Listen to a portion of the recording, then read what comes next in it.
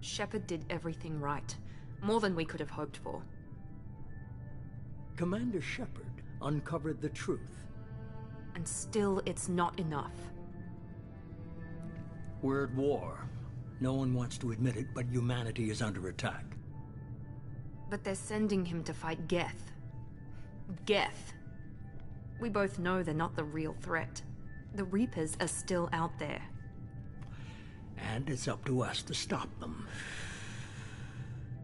The Council will never trust Cerberus. They'll never accept our help, even after everything humanity has accomplished. But Shepard, they'll follow him. He's a hero, a bloody icon. But he's just one man. If we lose Shepard, humanity might well follow. Then see to it that we don't lose him.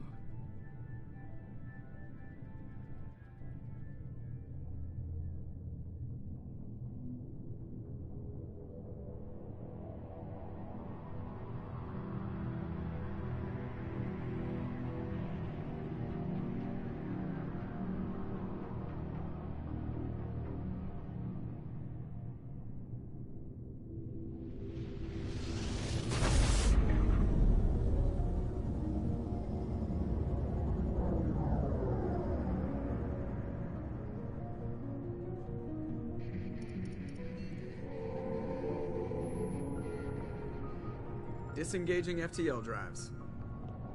Emission sinks active. Board is green. We are running silent. We're wasting our time. 4 days searching up and down this sector, and we haven't found any sign of Geth activity. 3 ships went missing here in the past month. Something happened to them. My money's on slavers. The Terminus system is crawling with them. Picking up something on the long-range scanner. Unidentified vessel. Looks like a cruiser. Doesn't match any known signatures. Cruiser is changing course. Now on intercept trajectory. Can't be. Stealth systems are engaged. There's no way a Geth ship could possibly... It's not the Geth. Brace for evasive maneuvers!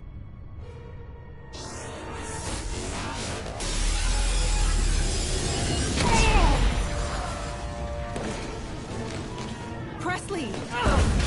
Kinetic barriers down. Multiple hull breaches. Weapons offline. Somebody get that fire out.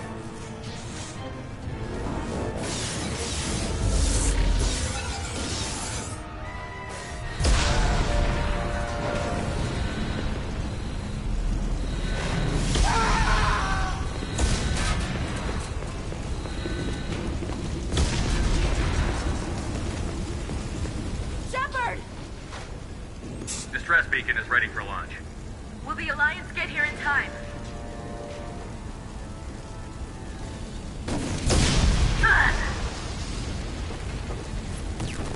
I'm not doing this just so they can find our frozen corpses. Get everyone onto the escape shuttle. Joker's still in the cockpit. He won't abandon ship. I'm not leaving either.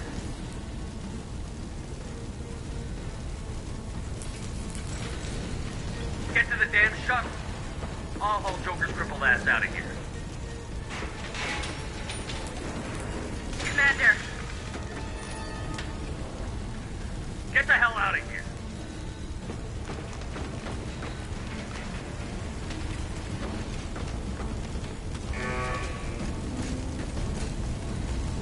Everybody in. Go! Go! Go!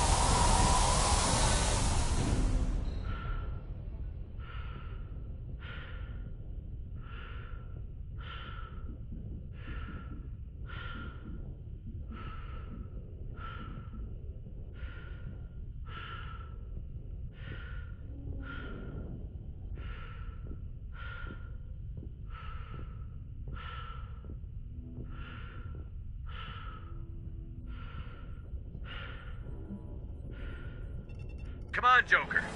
We have to get out of here. No, I won't abandon the Normandy. I can still save her. The Normandy's lost. Going down with the ship won't change that. Yeah, okay. Help me up. They're coming around for another attack.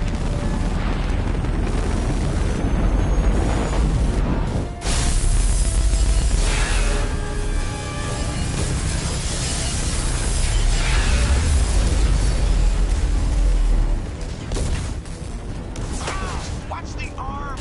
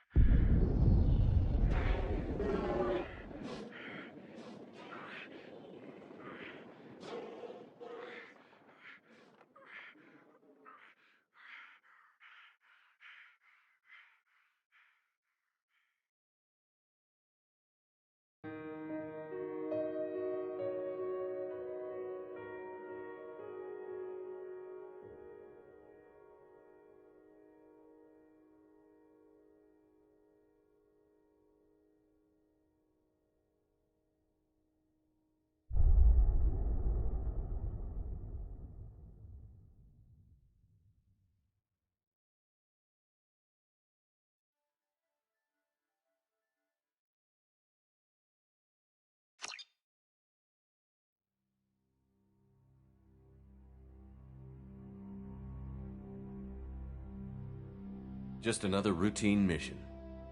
Why do they always say that before a mission? Of course it's routine. You haven't done anything yet. It's everything that happens along the way.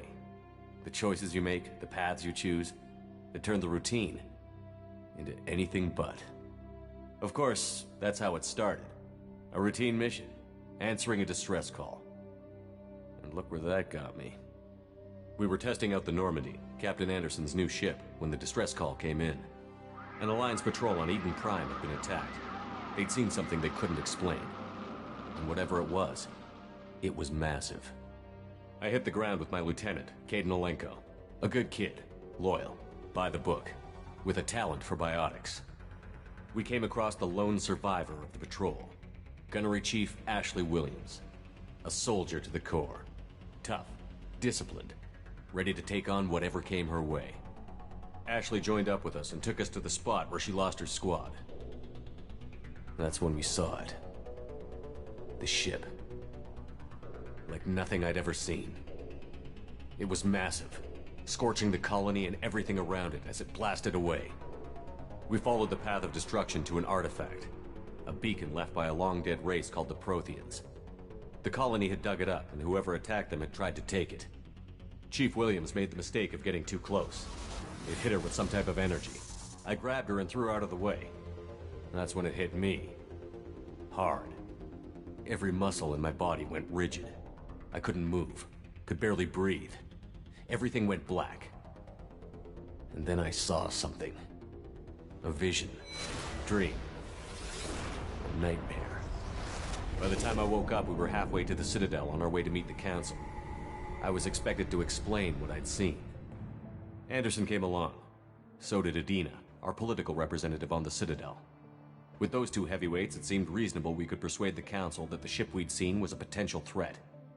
As was the individual behind the attacks. The main suspect for the Eden Prime massacre was a Turian Spectre named Saren. He'd been seen by one of the survivors from the colony at Eden Prime, and there was some evidence to suggest that the ship was connected to Saren. But even Adina's pointed accusations weren't enough to convince the Council. They just couldn't believe one of their chosen elite Spectres could be guilty of something like that. They needed proof, which meant I needed proof. Fortunately, I wasn't alone in my search. Garrus, another Turian, wanted to help. A top agent for Citadel Security. Despite orders from his superiors that he shouldn't get involved, he told me he was suspicious of Saren, and he had some useful leads. More importantly, he was willing to share them. That led me to Rex, the biggest, nastiest-looking Krogan bounty hunter I'd ever seen. He turned out to be more than just a brute. It was his intel that led to a fugitive with incriminating evidence on Saren. The fugitive turned out to be an energetic little Quarian named Tali. A tech expert with a knack for hacking, she'd procured some information on Saren. Evidence that proved Saren was dirty. Tali's evidence proved that Saren was responsible for the massacre on Eden Prime, and that the immense warship we'd spotted was in fact Saren's flagship. But it went much further. Saren was trying to find a way to bring back a race of sentient machines from dark space. Machines allegedly responsible for cleansing the galaxy of all organic life. These Reapers were blamed for wiping out all life 50,000 years ago, including the Protheans, then disappearing back through the mass relays to dark space, leaving no trace they'd ever been. That explained why Saren was after the beacon, and it made some sense out of my visions. But not much else. We couldn't convince the Council that the Reapers were a threat, but they agreed Saren had to be stopped. They stripped him of his Spectre status and gave me the honor of becoming the first human Spectre. My first task? Bring down Saren. Anderson decided to stay behind, giving up his ship, the Normandy. He told me I would need it more than he would. He also pointed me in a direction. Liara, a Prothean expert, adept in biotics, and maybe most importantly, daughter of Benezia, Saren's top lieutenant. And like most Asari, as beautiful as she is intelligent, and born with a unique ability to meld with other species. Liara was able to help me decipher some of the vision the beacon had given me. Nothing concrete, but it gave me some clues. And a new appreciation for the Asari. Her technique for accessing my vision was unexpected, but not at all unpleasant. Ashley was a little concerned about the connection I shared with Liara. As commander, I knew either relationship had the potential to interfere with the mission. I told Ash I wasn't interested in Liara. I had my eyes on someone else. But we agreed we wouldn't let it get in the way of our mission. Finding Saren. Thanks to Liara's help, we had our next lead. Benezia. Saren had taken her to Novaria, where he'd enslaved a dangerous race of insect-like creatures, the Rachni.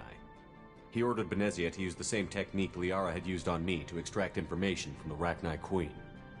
The Queen's drones were everywhere, and they weren't happy. We had to fight through hundreds of them to get to Benezia. By the time we arrived, Saren was gone. With the information. I tried to reason with Benezia, but Saren had indoctrinated her. He had somehow acquired the ability to control people's actions and wills. Benezia wouldn't surrender, and Liara was forced to watch her mother die in her arms. And I was left with an angry, dangerous Rachni Queen to deal with. She claimed her drones would do no harm if I released her. But the Rachni had terrorized the galaxy before. I couldn't do it. I wouldn't doom an entire species for past sins.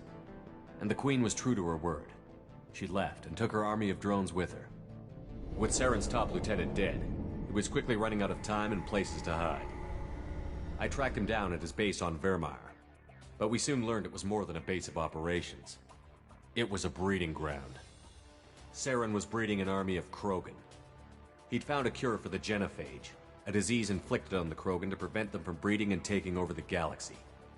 But the Krogan Saren was breeding were slaves, mindless beasts that obeyed Saren's will. I had to destroy the base, and all its research. Rex disagreed. Violently. Rex wanted the genophage cure for his people.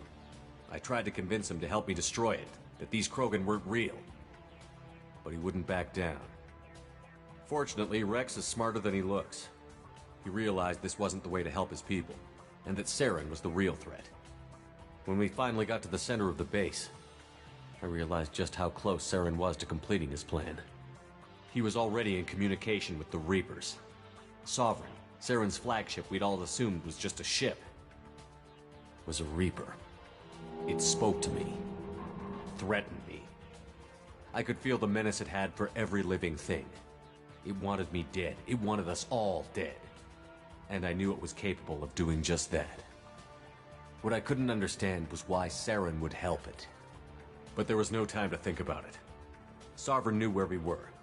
We had to destroy the base and get the hell out. I split up my team in 2 squads, sending Ash with one and Caden with the other as a distraction. We had a nuke, and we planned to use it. Before we could detonate the bomb, Saren showed up. We fought. I stalled him to make time for my team. And in talking to him, I realized the truth. It wasn't Saren who was indoctrinating everyone. It was Sovereign. The Reaper. And Saren was in deeper than all of them. He tried to convince me he was still in control. Said he found a way to reduce the Reaper's influence, but he was kidding himself. Or believing the lies Sovereign was telling him. Before I could convince him to stop, he ran, leaving me just seconds to extract my squad mates. I tried, but I wasn't fast enough. I could only save one of them. Caden was a good man, and a great soldier. But I had to choose, and I chose Ash. That was the last time Saren would slip away from me. I knew then, the next time we met, one of us would die. With my team mostly intact, we chased Saren and his army to Ilos, a long-lost planet that had once belonged to the Protheans. As we prepared for what we knew would be a desperate fight, I spoke to my crew. We were just one ship, against Saren's growing army. I assured them all that despite the odds, we could defeat him. But Ash saw through my words. She knew I was hurting after Caden's death.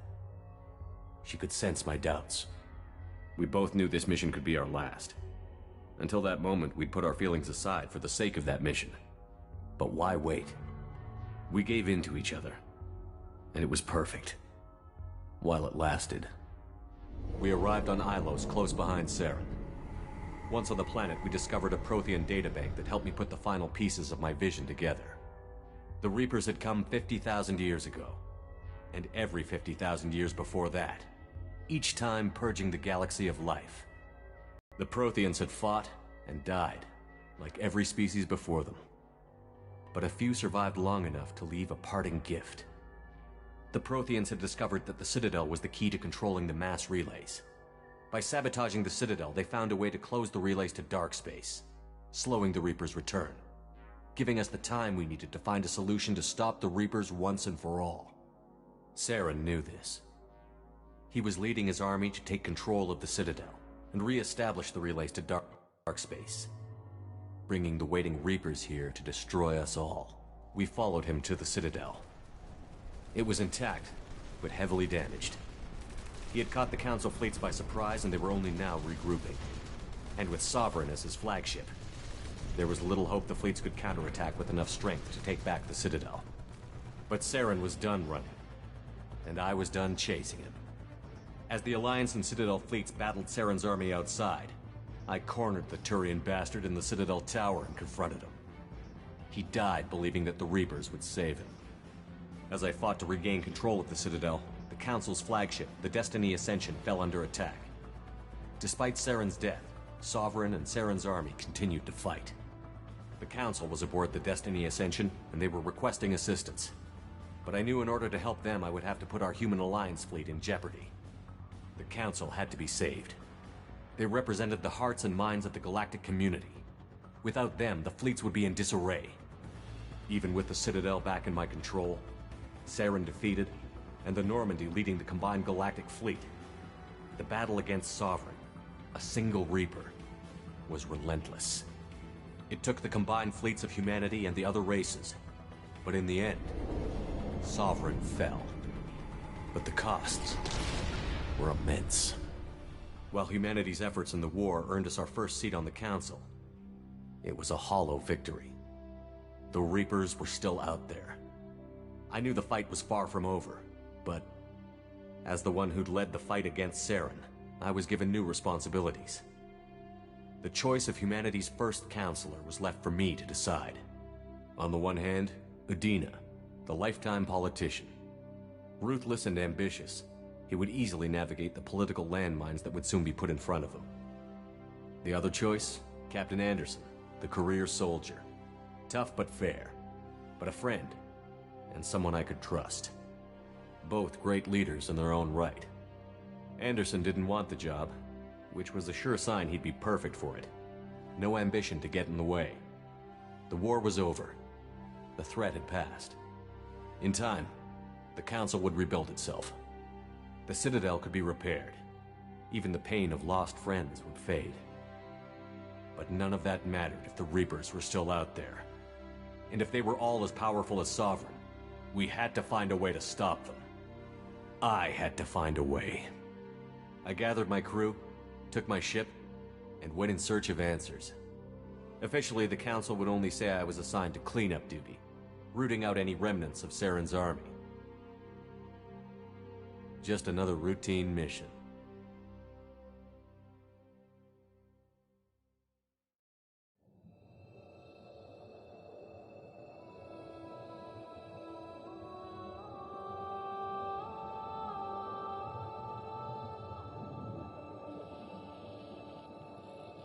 Commander Shepard has been recovered. The Lazarus Project will proceed as planned.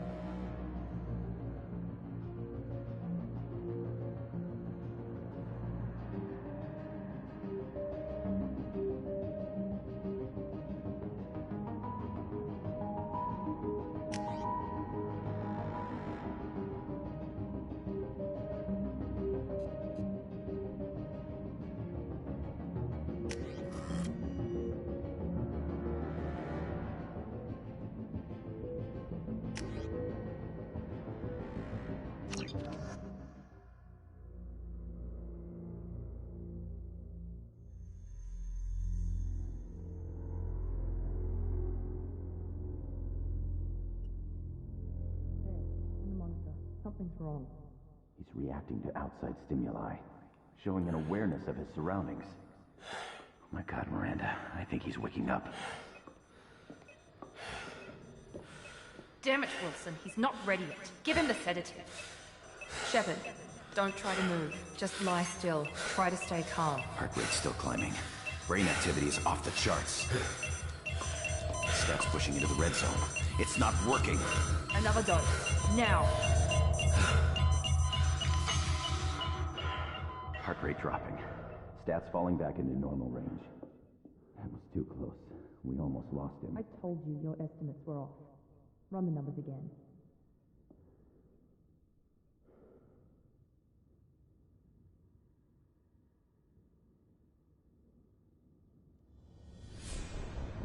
Wake up, Commander. Shepard, do you hear me? Get out of that bed now. This facility is under attack. Shepard, your scars aren't healed, but I need you to get moving. This facility is under attack. There's a pistol in the locker on the other side of the room. Hurry! Grab the pistol and armor from the locker.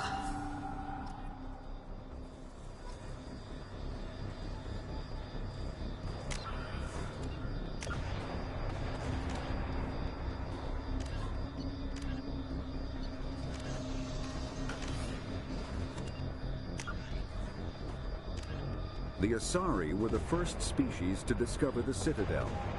When the Solarians arrived, it was the Asari who proposed the establishment of the Citadel Council to maintain peace throughout the galaxy. Since then, the Asari have served as the mediators and centrists of the Council. An all-female race, the Asari reproduce through a form of parthenogenesis. They can attune their nervous system to that of another individual of any gender and of any species to reproduce. This capability has led to the unseemly and inaccurate rumor.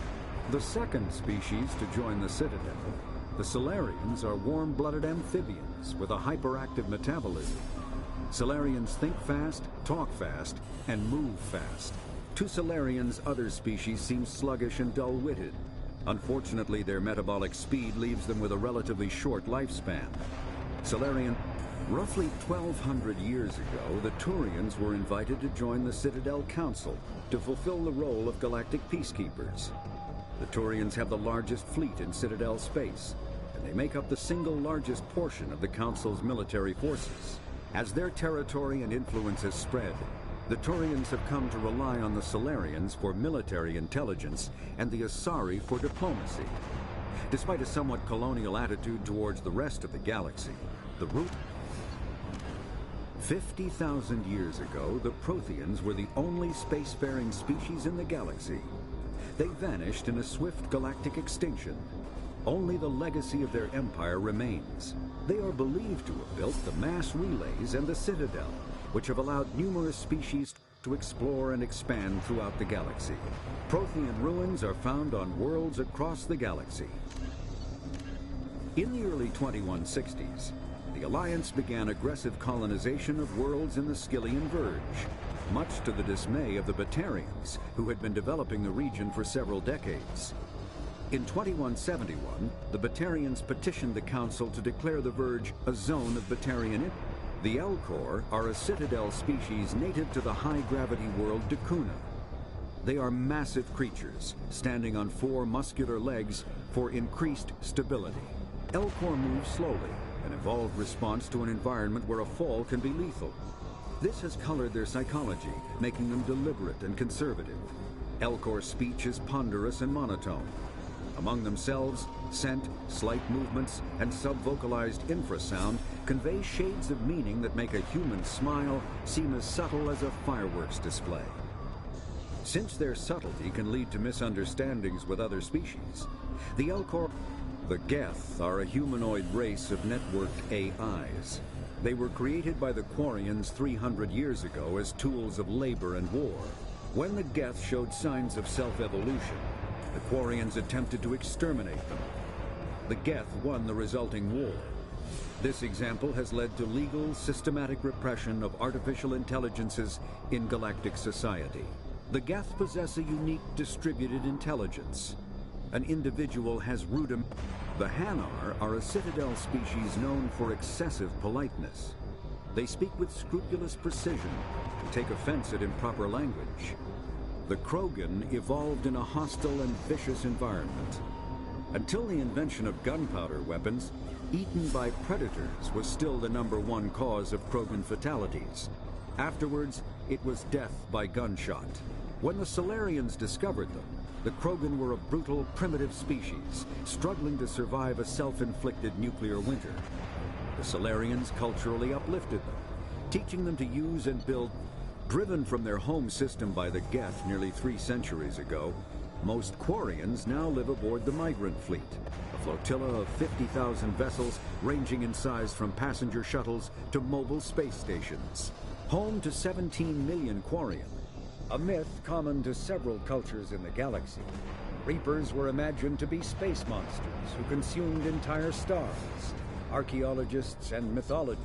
The Volus are a member species of the Citadel with their own embassy, but they are also a client race of the Turians. Centuries ago, they were voluntarily absorbed into the hierarchy, effectively trading their mercantile prowess for Turian military protection. Erun, their homeworld, lies far beyond the normal life zone. The Citadel is an ancient deep space station, presumably constructed by the Protheans. Since the Prothean extinction, numerous species have come to call the Citadel home. It serves as the political, cultural, and financial capital of the galactic community. To represent their interests, most species maintain embassies on the Presidium. The Citadel's Spectres are agents from the Office of Special Tactics and Reconnaissance, and answer only to the Citadel Council. They are elite military operatives, granted the authority to deal with threats to peace and stability in whatever way they deem necessary. They operate independently or in groups of 2 or 3. The Systems Alliance space vehicle Normandy is a prototype starship created as a joint human and Turian venture. A frigate optimized for reconnaissance missions, the vessel uses state-of-the-art stealth technology. Most ships generate tremendous heat that is easily detectable against the absolute zero background of space. The Normandy, however, temporarily sinks this heat within its hull. Because of exterior... Biotics is the ability of rare individuals to manipulate dark energy and create mass effect fields through the use of electrical impulses from the brain. Intense training and surgically implanted amplifiers are necessary for a biotic to produce mass effect fields powerful enough for practical use. The relative strength of biotic abilities varies greatly among species and with each. When subjected to an electrical current, the rare material dubbed Element Zero, or EZO, emits a dark energy field that raises or lowers the mass of all objects within it. This mass effect is used in countless ways, from generating artificial gravity to manufacturing high-strength construction materials. It is most prominently used to enable faster-than-light space travel. EZO is generated when solid matter, such as a planet, is affected by the energy of a star going supernova. The material is common in the asteroid debris. Element Zero can increase or decrease the mass of a volume of space-time when subjected to an electrical current.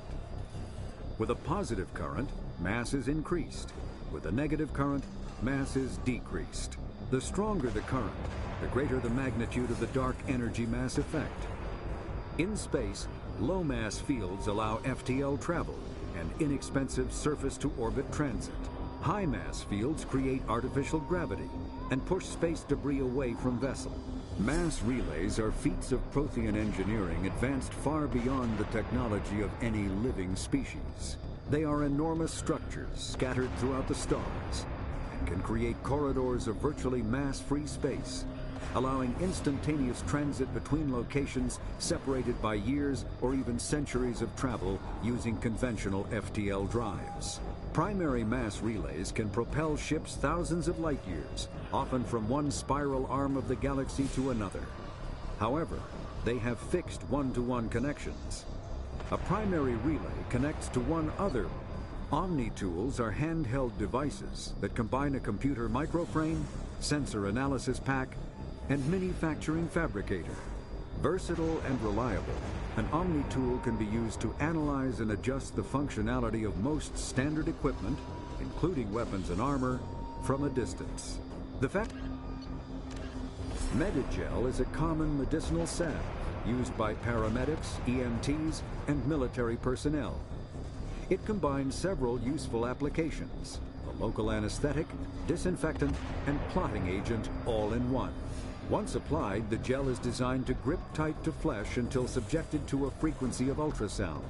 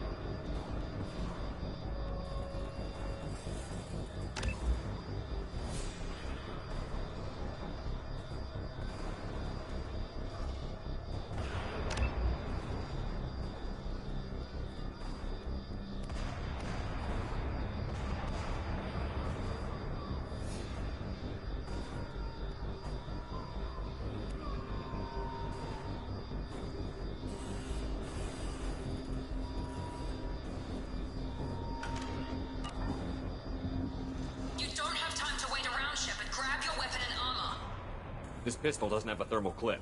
It's a med bay. We'll get you a clip from...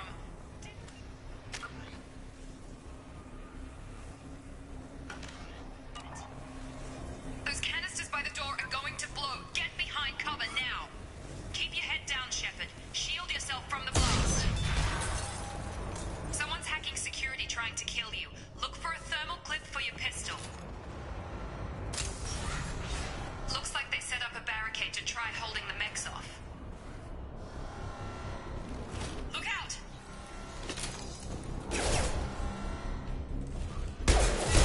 Keep moving. We need to get you to the shuttles.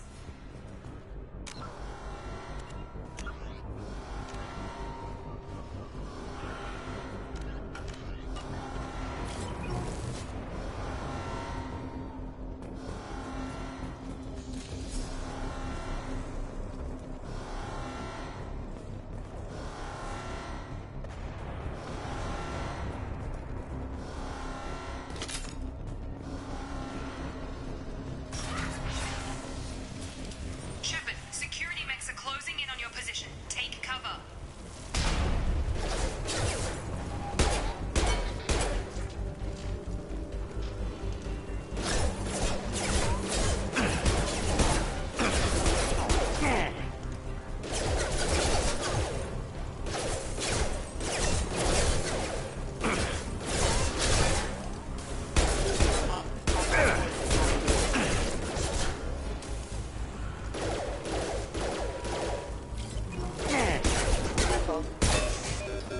Nice work, Shepard. Coast is clear.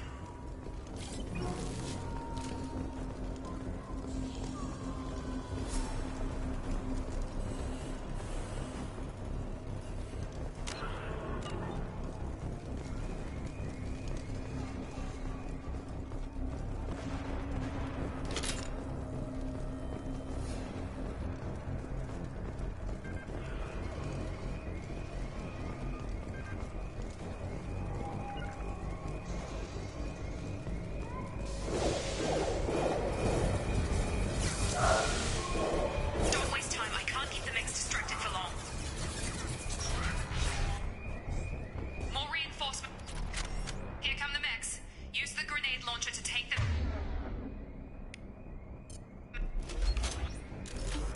Alert.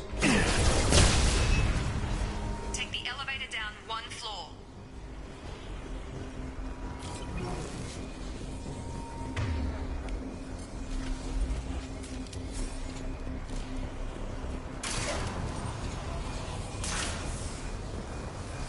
Hurry! Get to the door! Run!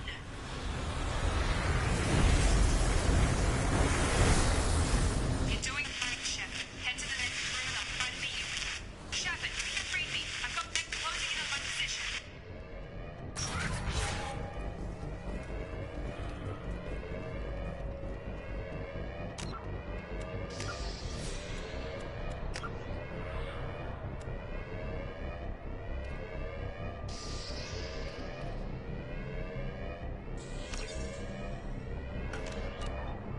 Unit member offline.